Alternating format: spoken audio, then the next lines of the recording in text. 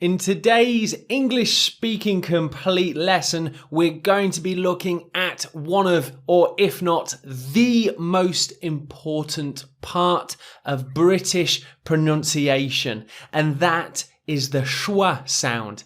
And I cannot state how important and useful this pronunciation sound is. So let's take a look at the schwa in more detail. When we're looking through the phonetic alphabet, which is of course super useful for learning pronunciation, we sometimes see this and you may first think, well, it's a 6 flipped vertically, or you might think it's an E upside down, which is a common comment made on the appearance of the schwa.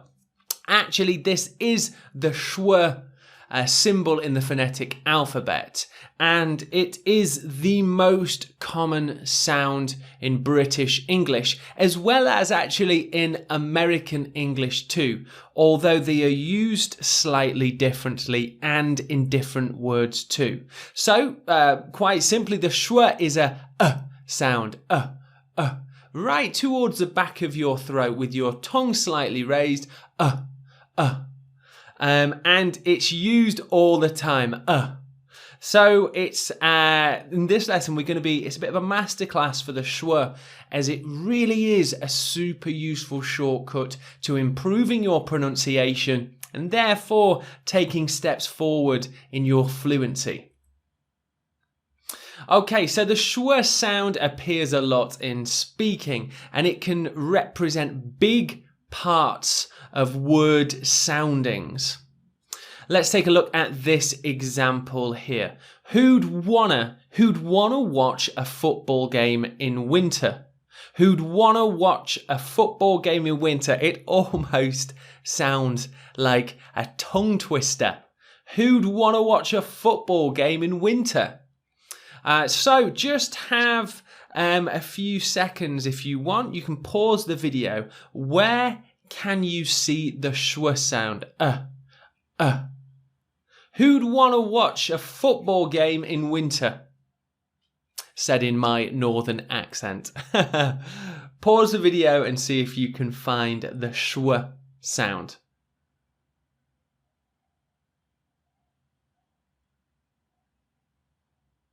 Okay, so I hope you have managed to identify them. I will tell you now, in total, there are 3 schwa sounds within this sentence, this question. Who'd wanna watch a football game in winter? Winter. Who'd wanna watch a football game in winter? Now, some of you might have not got the because when we say it on its own, we do just say football. But native speakers tend to try and speed up their speaking often and take shortcuts with pronunciation to make things easier for us to say. And that's not just in English, in many languages. So if I'm saying it in a quick manner, who'd want to watch Who'd want to watch a football game in winter? I don't stress the at all. Watch a football game. Watch a football. So there you can see there are 3 vowel sounds with the schwas there. And the schwa is really for vowel sounds. Okay, so that was just to illustrate where you can see a few schwa sounds in use. It's also worth noting that even within a small place like Britain, or reasonably small, we can say that there are different uses of the schwa sound depending on where you are from. Now, my accent is reasonably neutral. Although at times I do return to my more northern sounding accent, because that's where I grew up in, that's where I'm from. So in Northern England, we may use the schwa slightly differently to say parts of London, which are considered to have a posher accent, a more civilised accent than those in the north. And here is the north of England, and of course I'm from Sheffield. Would you like a cup of tea? Would you like a cup of tea? And there is another really British piece of pronunciation. Cuppa, cup. Would you like a cup of? Cup of, cuppa. Would you like a cup of tea? So actually the of, a cup of tea, is turned into a cup of tea. A super native sounding shortcut. But we have two schwa sounds within this Northern English example. And if we are to go down south to where things are more civilised, we can say, would you like a cup of tea? And you can see that the of is maybe pronounced a little bit more clearly. In Northern England, we might say cuppa. But in some parts of the south, or where people speak RP English, which is received pronunciation, which you hear on BBC News and the Queen speaks it. Would you like a cup of tea? Much more strained pronunciation. It actually takes a more effort to speak in this very clear manner. And the of, it's actually still using the schwa but includes the F sound. So quite different in Northern English to other parts of the country. So just to illustrate that even within a place like England or Britain for certain, there are different uses of schwa. However, the most important thing to note is that 1 in every 3 vowel sounds roundabout is made from the schwa. So that's how important it is. And being able to utilize this sound will really boost your fluency. So I'm going to talk you through 5 different examples of the schwa just to give you more idea about its usage and so that you can practice using it, but also that you can hear it within more use as well. So first up, we'll be looking at water, mother, teacher, kind of, and then the contraction to kinda. Here we have another super interesting contraction. Wouldn't have to wouldn't, wouldn't, wouldn't, t. It finishes on that t sound. Wouldn't. And here we have the, f, which is very strange to say in that way when reading them individually. But within sentences, we don't say we say We don't say the, we say the. We don't say for, we say f. And I'll talk through that a bit more in a moment. And finally, we have some shuns. A musician, solution, discussion, musician.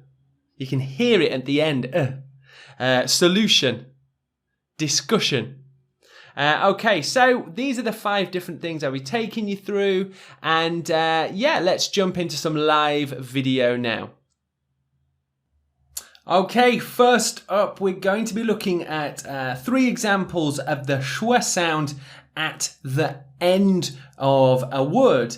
And it's that final vowel sound. So we're looking at water, mother, teacher, that final sound. So almost coming off the back to the middle of the mouth, water, t.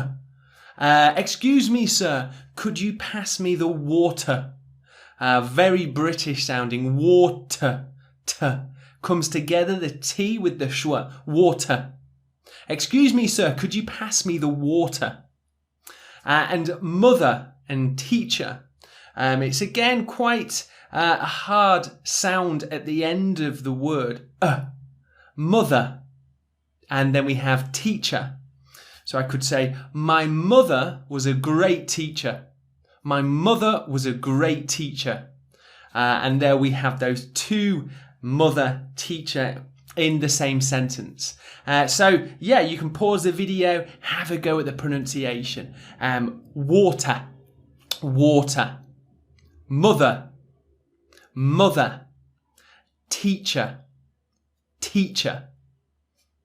Okay, this is a really great contraction to try using within your speaking. And of course, contractions are really commonly used pieces of language with native speakers. And we have kind of.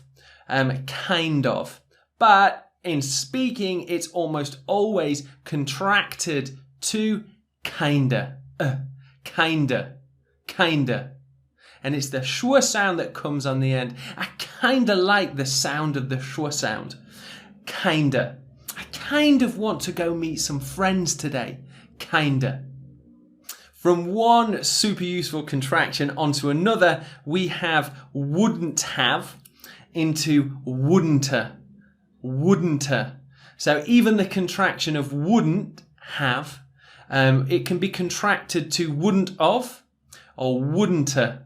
Wouldn't-a. And this is super native sounding. I wouldn't have done that. I wouldn't have done that. We almost link the words together. Wouldn't-a. Wouldn't-a. Sound at the end. Wouldn't-a. I wouldn't have gone out yesterday if I knew it was going to rain. I wouldn't have gone out yesterday. Okay, so we're now going to move on to some function words within speaking. The, and for. Or when we use them within speaking, we often say the, or for would be f. So let's think of an example with, excuse me, could you pass me a guitar? Guitar. Excuse me, could you pass me a glass? Glass.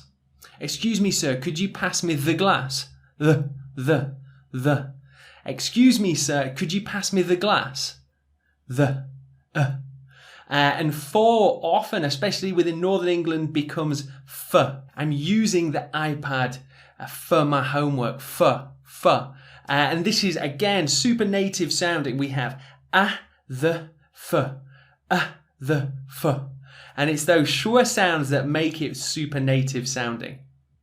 And finally, we have some schwa sounds that are less emphasized with the sh. Musician, discussion, solution. And of course, with a Northern British accent, it's more emphasized than even normal. Okay, so I hope you enjoyed going through a few examples. Go back through the video, pause it, listen to me and have a go at repeating after me. The schwa really is super important for your native speaking.